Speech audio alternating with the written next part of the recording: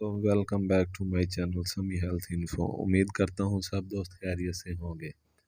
आज की मेरी वीडियो का टॉपिक है औलाद ना होना।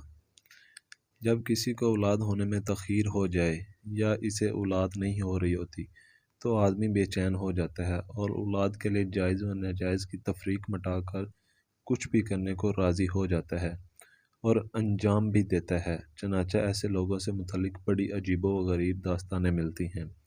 मेरी वीडियो की जानिब बढ़ने से पहले अगर आप मेरे चैनल पर नए हैं तो मेरे चैनल को सब्सक्राइब कर दीजिए और साथ ही में बेल आइकन को प्रेस कर दीजिए ताकि हर नई आने वाली वीडियो का नोटिफिकेशन आपको टाइम पर मिलता रहे। यहाँ एक अहम सवाल पैदा होता है कि एक सच्चे मोमिन का ऐसे अमल में क्या मौक़िफ़ होना चाहिए। सबसे पहले तो ये अक़ीदा ज़हन में रासख़ करें कि बच्चों की पैदाइश का तल्लुक़ अल्लाह ताला की मशीयत से है। इसके बारे में अल्लाह ताला ने कुरान पाक में वाज़ेह फरमाया है कि आसमानों ज़मीन की बादशाही अल्लाह के लिए ही है।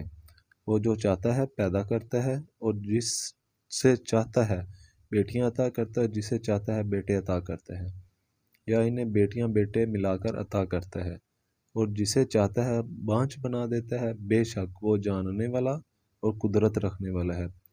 जब ये अक़ीदा पुख्ता हो जाए कि औलाद का मुकम्मल तौर पर इख्तियार अल्लाह के पास है तो मियाँ बीवी दोनों को चाहिए कि अल्लाह अज़्ज़ व जल के सामने गिड़गिड़ा कर नेक औलाद का सवाल करें और पूरी गिराजारी के साथ ज़िक्र व दुआ में मशगूल रहें। ऐसे लोगों के बारे में अल्लाह ताला ने कुरान मजीद में फ़रमाया है, और वो लोग कहते हैं हमारा परवरदिगार हमें हमारी बीवियों और औलादों से आँखों की ठंडक अता फरमा और हमें मतकी लोगों का पेशवा बना। अगर मियाँ बीवी में से किसी एक में कोई बीमारी है जिसकी वजह से इस मरहूमी का सामना है तो जायज़ तरीक़ाकार के मुताबिक अद्वियात का इस्तेमाल लिया जा सकता है। जैसा कि नबी सल्लल्लाहु अलैहि वसल्लम का फरमान है, इलाज करो क्योंकि अल्लाह ताला ने हर बीमारी का इलाज रखा है।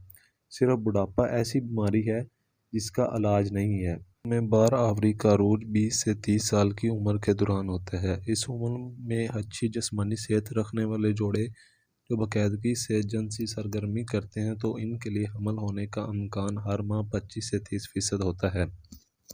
औरतों के लिए 30 से 40 साल की उम्र के दौरान ख़ास तौर पर 35 साल से ज़्यादा उम्र के बाद हामला होने का इम्कान हर माह 10% से कम होता है।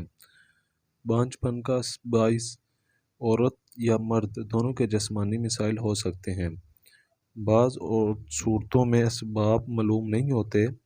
इन्फेक्शन या सर्जरी के नतीजे में नालों को नुकसान पहुंचता है। बच्चा दानी के अंदर रसोली होना ये गैर आमल ट्यूम्स होते हैं जो बच्चा दानी के अज़ुआत की तहों से पैदा होते हैं। इस कैफियत में बच्चा दानी के अंदरूनी तहों से मुमासलत रखने वाले अज़लात बच्चा दानी से बाहर पैदा हो जाते हैं और इसी वजह से दर्द पैदा होता है। ख़ास तौर पर माहवारी के दिनों में या जिनसी मिलाप के दौरान बच्चा दानी के मुँह से खारिज होने वाली रतूबत बहुत गाढ़ी हो जाती है जिसकी वजह से मनी के जरसूमे बच्चा दानी में दाखिल नहीं हो पाते। मनी के जरसूमों के लिए एंटीबॉडीज़ का पैदा हो जाना यानी औरत में अपने साथी के मनी के जरसूमों के ख़िलाफ़ एंटीबॉडीज़ पैदा हो जाती हैं। जिनसी तौर पर मुंतकिल होने वाली अमराज मसलन क्लमाइडिया, सोजस वगैरह। बांझपन के इन असबाब को ख़त्म किया जा सकता है। अगर जिनसी तौर पर मुंतकिल होने वाले अमराज का इलाज ना करवाया जाए तो औरतों में 40% निचले पेट की सूजन का मर्ज़ पैदा हो सकता है जो बांझपन का सबब बनता है और जिसकी वजह से औलाद नहीं होती। कुरान पाक में भी इरशाद है कि अगर आपको कोई बीमारी लाहक हो गई है तो आप इसका इलाज करवाएं।